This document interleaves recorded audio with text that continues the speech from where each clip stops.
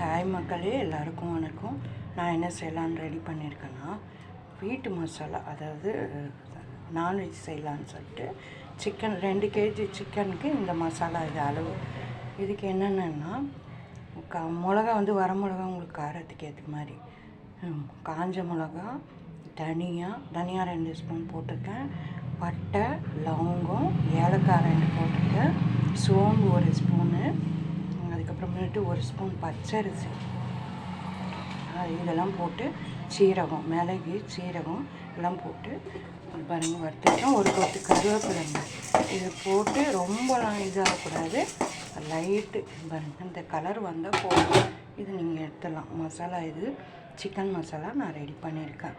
முந்திரி அதெல்லாம் ஆட் பண்ணுவாங்க, நான் பண்ணலை. ஓகே, இந்த மசாலா வச்சு தேங்காய் வைக்கலான்னு இருக்கேன், அதனால் முந்திரி ஆட் பண்ணல. ஓகே, இந்த வீடியோ பிடிச்சிருந்தா லைக் பண்ணுங்கள், சப்போர்ட் பண்ணுங்கள், சப்ஸ்கிரைப் பண்ணுங்கள், எது இருந்தாலும் கமெண்ட் செக்ஷனில் சொல்லுங்கள். உங்களோட ஒவ்வொருத்தரோட சப்போர்ட் ரொம்ப ரொம்ப முக்கியம். ஓகே, பாய்.